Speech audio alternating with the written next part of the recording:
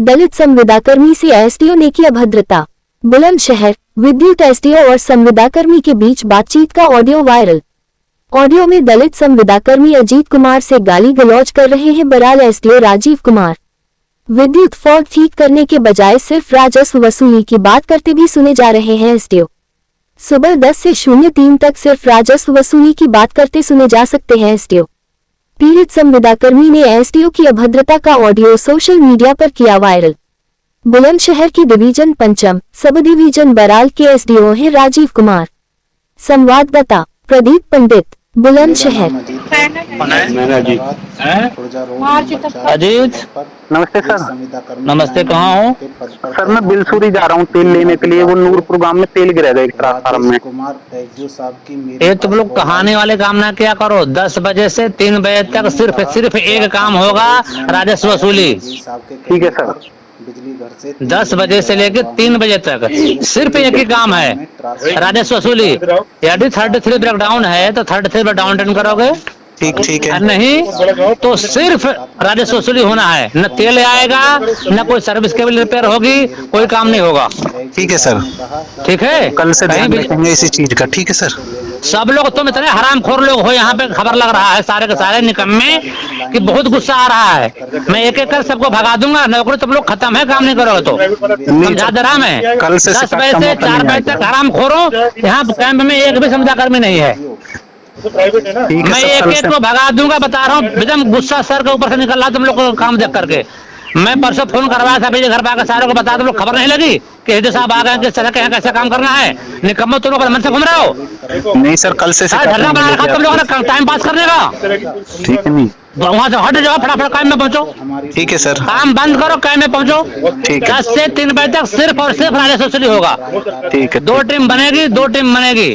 दोनों T2 अलग team बनेगी, अलग गाँव में जाओगे, सिर्फ वसूली करोगे। फटाफट काम में पहुंचो, जो है काम करो। ठीक है सर। निकलो वहाँ से। ठीक। बिना पूछे कौन कहाँ है, अपने मर्जी से कोई नहीं घूमेगा।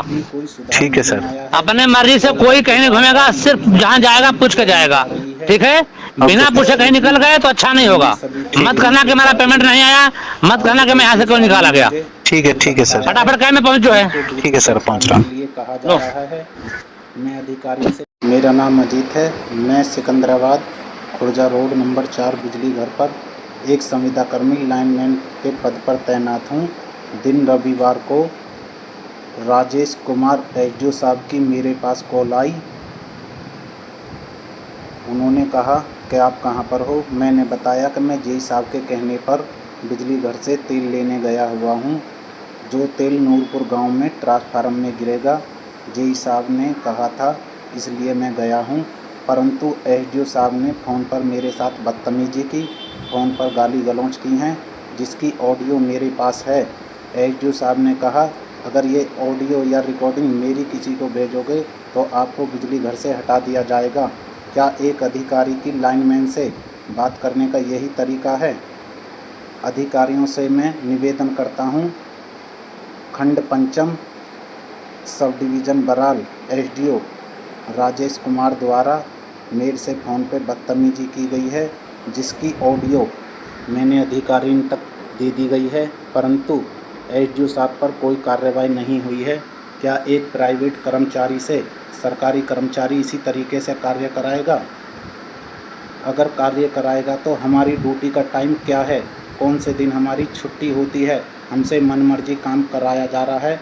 हमें वेतन 9596 रुपये दिया जा रहा है, जिसकी सूचना सभी अधिकारियों तक पहुंचा दी गई है, परंतु एसडीओ साहब द्वारा फ़ोन पर अब भी कोई सुधार नहीं आया है। कॉल करके बार बार मेरे साथ बदतमीजी करी जा रही है, जिसकी सूचना मैंने सभी को देने के बाद भी आज एसडीओ साहब ने मुझे फिर धमकाया है। मुझको ड्यूटी से हटाने के लिए कहा जा रहा है।